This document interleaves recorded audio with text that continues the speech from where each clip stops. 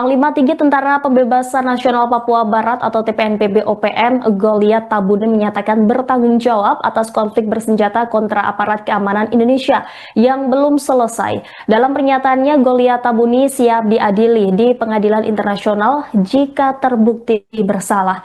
Di sisi lain, OPM merasa kecewa terhadap Presiden Prabowo Subianto yang pernah berjanji akan menyelesaikan konflik Papua. Namun, pengiriman pasukan ke wilayah tersebut justru meningkat dan memicu eskalasi konflik. Merespon situasi itu, OPM mengajak Prabowo melakukan dialog yang dimediasi oleh PBB. Pemirsa, untuk mengetahui informasi selengkapnya, kami sudah terhubung dengan jurnalis Tribun Papua, Rekan Noel Iman, yang akan melaporkan secara langsung. Rekan Noel, bisa Anda laporkan apa saja pesan lain yang disampaikan oleh TPNPB OPM kepada pemerintah? Silakan dengan laporan Anda. Perlu kami sampaikan bahwa dari pengakuan TPNPB sendiri melalui jubir Sebi Sembom sempat menyampaikan kalau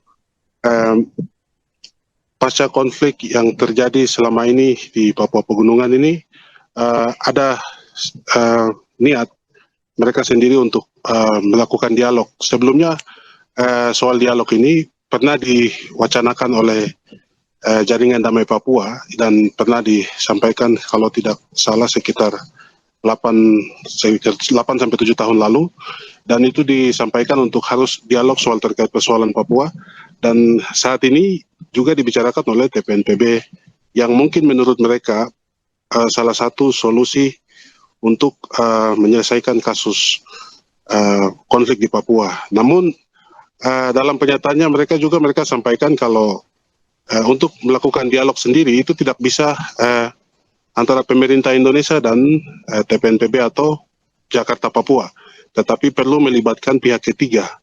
Dalam hal ini mungkin pihak PBB atau internasional. Hal ini menjadi saran mereka agar menyelesaikan konflik di Papua secara umumnya, dan itu yang sempat disampaikan oleh Sebi Sembom yang Tribun kami konfirmasi langsung, dan beliau menyampaikan bahwa itu pernyataan langsung dari TPNPB, pimpinan Goliat Tabune dan rekan-rekannya. Seperti itu yang bisa kami sampaikan.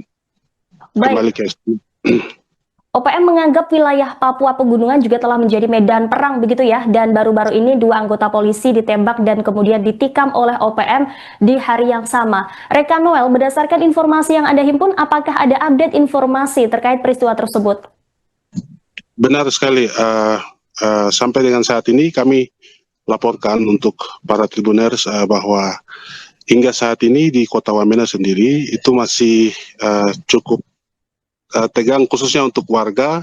Saat ini tidak lagi berjualan atau membuka toko mereka sampai dengan jam-jam yang sering mereka lakukan, misalnya seperti jam 9, tapi mereka menutup lebih cepat karena situasi ini masih sedikit mengganggu Kamtipmas di masyarakat di Papua Pegunungan, khususnya di Kota Jayawijaya, yang memang kemarin kami sendiri pantau langsung di lapangan. Kami lihat bahwa memang proses penembakan itu terjadi di rumah sakit umum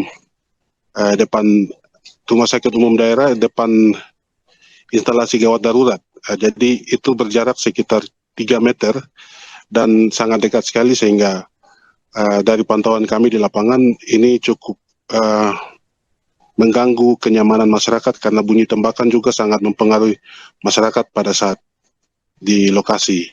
Jadi karena bertepatan di padat pemukiman, dan perlu kami sampaikan juga bahwa sampai dengan saat ini pemerintah Kabupaten Jayawijaya, khususnya Bupati Jayawijaya Aretinus Murib,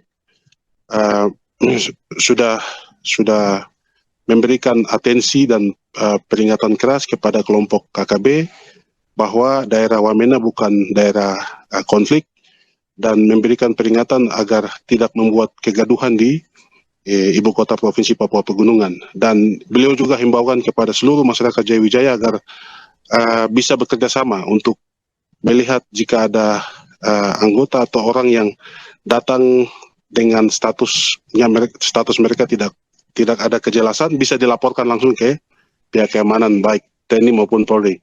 Sampai dengan sejauh ini pihak aparat kepolisian dan juga TNI sedang melakukan patroli di beberapa titik yang menurut mereka mungkin cukup rawan, tapi untuk kondisi aktivitas ekonomi di Jayawijaya sendiri, kami laporkan sampai dengan siang ini masih berangsur normal.